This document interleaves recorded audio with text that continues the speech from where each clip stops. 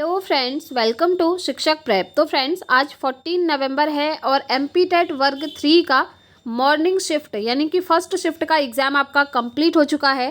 तो आज first shift में आपसे कैसे क्वेश्चन पूछे थे, चलिए देखते हैं उनको। ये क्वेश्चन फ्रेंड्स आप लोगों के द्वारा ही हमें बताए गए हैं, और अगर इससे अदर कोई क्वेश्चन आपको याद आते हैं तो प्लीज़ कमेंट करके ज़रूर बताइएगा, ताकि आगे जिन भी स्टूडेंट्स के एग्ज़ाम हैं अलग अलग शिफ्ट में, उनको ये वीडियो हेल्प कर पाए। तो चलिए फ्रेंड्स, वीडियो स्टार्ट करते हैं। सबसे पहला क्वेश्चन जो आपसे पूछा गया था, देखिए, जो बालक स्कूल के जीवन के मध्य में अपनी आयु स्तर की कक्षा से एक नीचे की कक्षा का कार्य करने में असमर्थ होते हैं, वह बालक कैसे होते हैं, क्या कहलाते हैं, ये आपसे पूछा है। कहने का मतलब है, जैसे कोई बच्चा अगर 4th क्लास में पढ़ रहा है तो उसको 3rd क्लास की चीज़ें नहीं आ रही हैं, इसका मतलब वो बच्चा कैसा है, ये आपसे पूछा था फ्रेंड्स। तो इसका राइट आंसर होगा आपका कि वह बच्चा कैसा होगा, मानसिक रूप से मंद होगा। तो बी ऑप्शन इसका राइट हो जाएगा। नेक्स्ट क्वेश्चन देखिए, एक शिक्षक को स्कूल में प्रथम बार आए विशेष आवश्यकता वाले बच्चे के साथ करना चाहिए, क्या करना चाहिए, कैसा व्यवहार करना चाहिए, ये आपसे पूछा हुआ है। तो देखिए, इसका राइट आंसर हो जाएगा आपका कि बच्चे के अभिभावक से सहयोगी योजना की चर्चा करनी चाहिए, ताकि आपको पता चल सके कि वो जो विशेष आवश्यकता वाले बच्चे हैं, जिन्हें हम कहते हैं चिल्ड्रन विद स्पेसिफिक नीड, ये आपने सुना होगा। तो ऐसे बच्चों को क्या विशेष आवश्यकता है, इसका पता लगाने के लिए आप उनके पेरेंट्स से चर्चा कर सकते हैं। नेक्स्ट क्वेश्चन, शैक्षिक भ्रमण अधिगम के लिए आवश्यक साधन क्यों है। आप जानते हैं फ्रेंड्स, शैक्षिक भ्रमण, जिसको हम इंग्लिश में फील्ड ट्रिप के नाम से जानते हैं, बच्चों को लेकर जाते हैं ना पिकनिक पे, फील्ड ट्रिप पे, तो वो ले जाना ज़रूरी होता है, वो आपकी लर्निंग की प्रोसेस का ही एक साधन है। तो साधन क्यों है, ये आपसे पूछा हुआ था। तो इसका राइट आंसर है फ्रेंड्स कि भ्रमण के स्थान से प्राप्त ज्ञान स्थायी होता है, यानी कि जिस भी जगह में आप बच्चों को घुमाने ले गए हैं, वहाँ पर से अगर बच्चे कोई चीज़ सीख रहे हैं तो वो जो सीखा हुआ ज्ञान होगा वो स्थायी होगा, यानी कि वो हमेशा के लिए उसके दिमाग में वो फिट हो जाएगा, उसको वो कभी भूलेगा नहीं।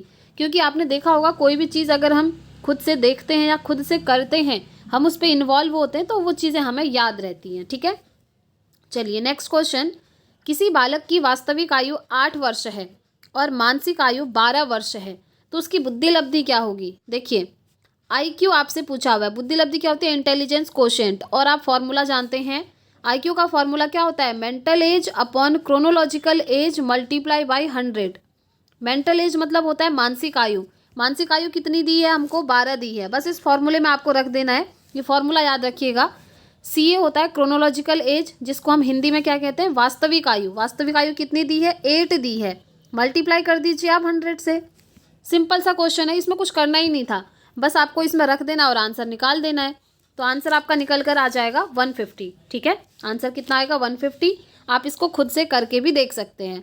चलिए नेक्स्ट क्वेश्चन देखिए फ्रेंड्स, प्राथमिक कक्षाओं में विषय वस्तु की नीरसता दूर करने के लिए शिक्षक को करना चाहिए, वह है उपयुक्त शिक्षण नीति का उपयोग। शिक्षक को क्या करना चाहिए, ये आपसे पूछा हुआ है, कौन सी नीति यहाँ पर यूज़ करनी चाहिए, ये पूछा हुआ है। तो देखिए, प्राथमिक क्लास में आपका जो खेल और मनोरंजन की नीति है वो सबसे इम्पॉर्टेंट होती है, सबसे अच्छी मानी जाती है, और इसी से आप क्लास की नीरसता को दूर करेंगे।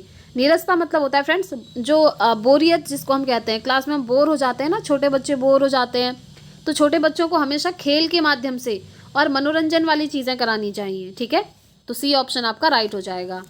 नेक्स्ट क्वेश्चन, क्रियात्मक अनुसंधान का प्रमुख कार्य है।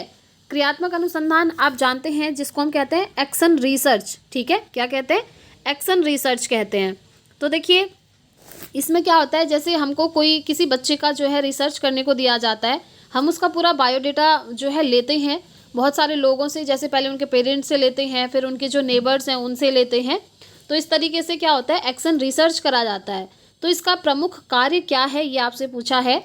तो इसका प्रमुख कार्य होता है स्थानीय समस्याओं का समाधान करना। ठीक है, तो बी ऑप्शन राइट हो जाएगा। नेक्स्ट क्वेश्चन है आपके सामने कि एक शोधकर्ता के रूप में आप निम्नलिखित में से कौन से शीर्षक को अनुसंधान प्रस्ताव में सम्मिलित नहीं करेंगे, बताइए, किसको आप अनुसंधान प्रस्ताव में सम्मिलित नहीं करेंगे। तो इसमें जो सम्मिलित नहीं होगा वो होगा अनुसंधान के लिए मूल विस्तृत व्याख्या। ठीक है, इस चीज़ को सम्मिलित नहीं करेंगे। नेक्स्ट क्वेश्चन, संवेगात्मक रूप से अभिप्रेरित बच्चों की मुख्य आवश्यकता क्या है? तो देखिए, संवेगात्मक रूप से अभिप्रेरित बच्चों की आवश्यकता होगी कि उनका अति प्रक्रियात्मक स्वभाव, ठीक है, क्या होगा? अति प्रक्रियात्मक स्वभाव। ए ऑप्शन इसका राइट हो जाएगा। नेक्स्ट क्वेश्चन देखिए, निम्नलिखित में से कौन सा चिंतन अनुसंधान से संबंधित है? यानी कि अनुसंधान जो हम रिसर्च करते हैं उससे संबंधित कौन सा चिंतन है? आप इसको इस तरीके से समझ सकते हैं फ्रेंड्स, अगर आप कभी किसी चीज़ के बारे में रिसर्च करना चाहते हैं, किसी चीज़ का पता लगाना चाहते हैं, तो वहाँ पर कौन कौन सा चिंतन आपका जो है प्रयोग होता है? तो देखिए, पहला परंपरागत चिंतन ये होता है, विकेंद्रित भी होता है, वैज्ञानिक चिंतन भी होता है, ठीक है। ये तीनों ही चिंतन आपके अनुसंधान किसी भी चीज़ के रिसर्च में यूज़ होते हैं, तो इसीलिए हम कहेंगे इस क्वेश्चन का राइट आंसर होगा ऑप्शन डी, ये सभी सही है, ठीक है। चलिए नेक्स्ट क्वेश्चन, तर्क, जिज्ञासा और निरीक्षण शक्ति का विकास होता है। कौन सी एज में बच्चे के अंदर लॉजिक की पावर आ जाती है, बच्चा क्यूरियस होता है और वो जो है ऑब्जर्व भी कर पाता है चीज़ों को। तो इस चीज़ का जो विकास है ना फ्रेंड्स, वो होता है 11 वर्ष की आयु में। ध्यान रखिएगा, किस में होता है? 11 वर्ष की आयु में। इससे पहले जो है बच्चा चीज़ों के लिए सही तर्क नहीं लगा पाता है, वो जो तर्क लगाता है वो इलॉजिकल होते हैं, ठीक है। इससे पहले की स्टेज में जो होता है, जैसे मैं आपको एग्जाम्पल के थ्रू समझाऊं तो जैसे अगर बच्चे को सपोज करिए मून दिखा, ठीक है, उसको मून दिखा तो वो ऐसे लॉजिक लगाने लगता है कि मेरे पास जो बॉल है वो भी तो गोल है और ये मून भी गोल है, इसका मतलब या तो ये मून बॉल है या फिर ये बॉल मून है। इस तरीके से इलॉजिकल चीज़ें वो लगाने लगता है, ठीक है। मतलब तर्क तो करता है, वो तर्क जो हैं टेढ़े मेढ़े होते हैं और सही नहीं होते हैं, और वो तर्क लगते हैं 11 वर्ष से पहले की आयु में। लेकिन जो सही तर्क होते हैं ना, वो बच्चा 11 वर्ष की आयु के बाद ही लगाना स्टार्ट करता है। नेक्स्ट क्वेश्चन, किसने कहा कि एक व्यक्ति का दूसरे व्यक्ति से अंतर एक सार्वभौमिक घटना जान पड़ती है? ये किसने कहा बताइए? तो फ्रेंड्स, ये कहा था आपका टॉयलर ने। नाम याद रखेंगे, किसने कहा था? टॉयलर ने। नेक्स्ट क्वेश्चन, सीखने की खेल विधि उपयोगी है। खेल विधि कौन सी अवस्था में उपयोगी होती है, ये पूछा है। तो ये होती है फ्रेंड्स बाल्यावस्था में, चाइल्डहुड में। जब बच्चा छोटा होता है तो उस स्टेज में बच्चे को खेल विधि से सिखाया जाता है। नेक्स्ट क्वेश्चन देखिए जो आपसे पूछा गया, निम्नलिखित में से कौन सी मूल्यांकन की प्रविधि है? मूल्यांकन की प्रविधि आपसे पूछी हुई है। तो देखिए, प्रश्नावली, साक्षात्कार, मत सूची, ये तीनों ही मूल्यांकन की प्रविधि होती हैं। अगर आपको किसी बच्चे का मूल्यांकन करना है, इवैल्यूएशन करना है, तो आप प्रश्नावली विधि तो यूज़ करेंगे, बच्चों से क्वेश्चन आंसर करेंगे। साक्षात्कार भी होता है आपका, इंटरव्यू जिसको हम कहते हैं, और मतों की सूची भी बनाई जाती है। तो ये तीनों ही यहाँ पर सही हैं, तो इसीलिए राइट आंसर क्या हो जाएगा? ये सभी। नेक्स्ट क्वेश्चन, एक शिक्षक गद्य व सब्जियों, फलों के चित्र का उपयोग कर अपने विद्यार्थियों के साथ चर्चा करता है। विद्यार्थी विवरण से जोड़कर पोषण के तथ्यों को सीखते हैं। इस दृष्टिकोण का आधार क्या है? अच्छा, आधार आपसे पूछा हुआ है, तो ये क्या होगा? सीखने की क्रिया का प्रस्तुत अनुकूलन हो जाएगा आपका, ठीक है, क्योंकि यहाँ पर क्रिया हो रही है। चलिए नेक्स्ट क्वेश्चन देखिए, पियाजे के विकास की अवस्थाओं में संवेदीगामक अवस्था समायोजित करता है।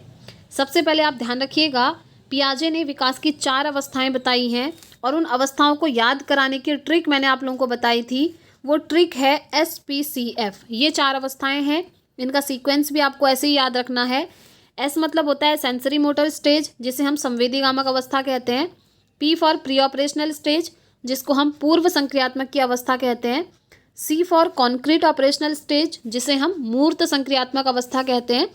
और F होता है आपका फॉर्मल ऑपरेशनल स्टेज, जिसे हम अमूर्त संक्रियात्मक या फिर औपचारिक संक्रियात्मक की अवस्था के नाम से भी जानते हैं। तो सबसे पहले आपको ये ट्रिक याद रख लेनी है, क्योंकि यहाँ से एक शिफ्ट में क्वेश्चन आपका बन चुका है। तो देखिए, संवेदीगामक अवस्था समायोजित करता है किस चीज़ को? तो इसका राइट आंसर आपको बताना है। तो चलिए एक बार ऑप्शन देख लेते हैं। अनुकरण, स्मृति, हाँ पहला ही सही हो जाएगा फ्रेंड्स। यहाँ पर क्या होता है? बच्चा अनुकरण के माध्यम से सीखता है।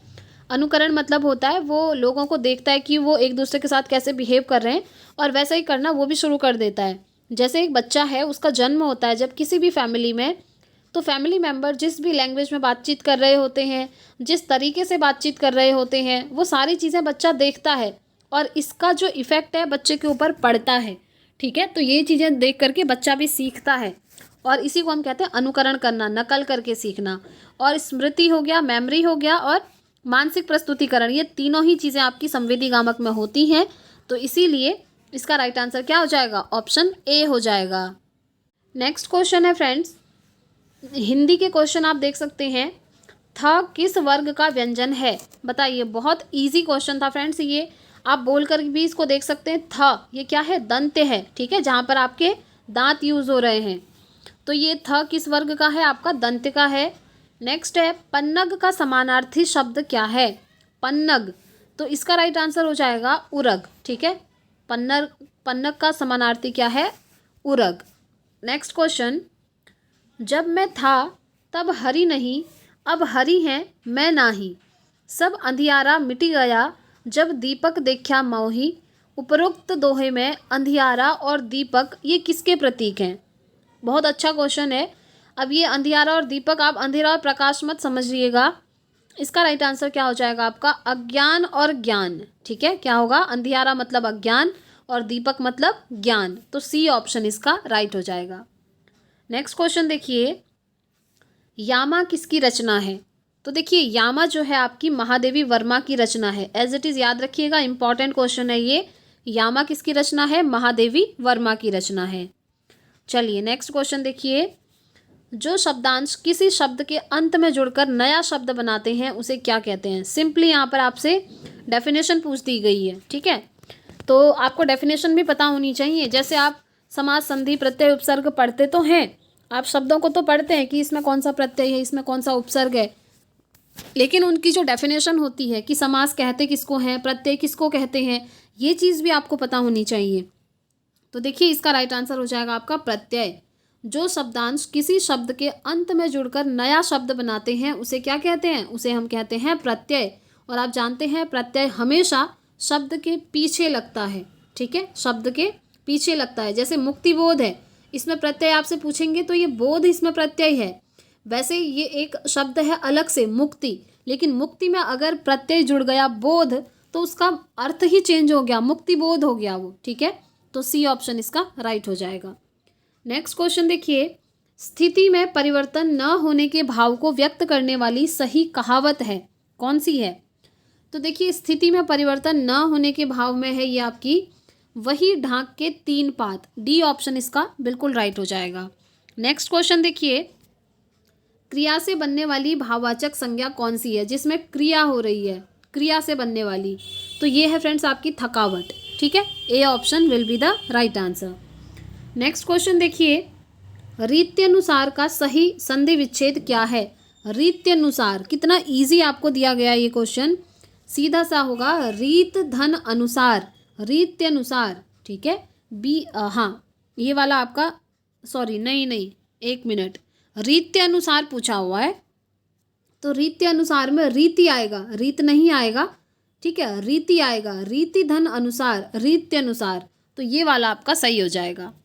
नेक्स्ट क्वेश्चन, अनुरूप सम्मत पद में कौन सा समास है? अनुरूप सम्मत पद, तो इसका राइट आंसर हो जाएगा अव्ययी भाव समास है इसमें, ठीक है, किसमें? अनुरूप में।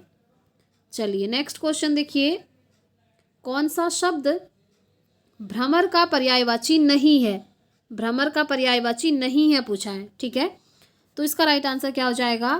देखिए, षटपद, मधुकर, अली, ये तो होते हैं, लेकिन भ्रमर का पर्यायवाची प्रभाकर नहीं होता है, इसलिए डी ऑप्शन इसका राइट हो जाएगा।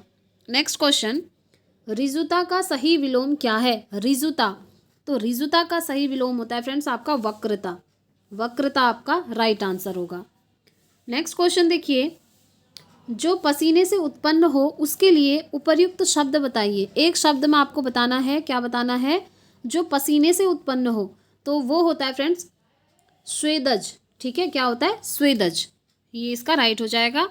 चलिए नेक्स्ट क्वेश्चन पे चलेंगे, साखी का मूल तत्सम क्या है? साखी का पूछा है, ठीक है, तो साखी का मूल तत्सम की अगर बात करें तो वो होता है सखी।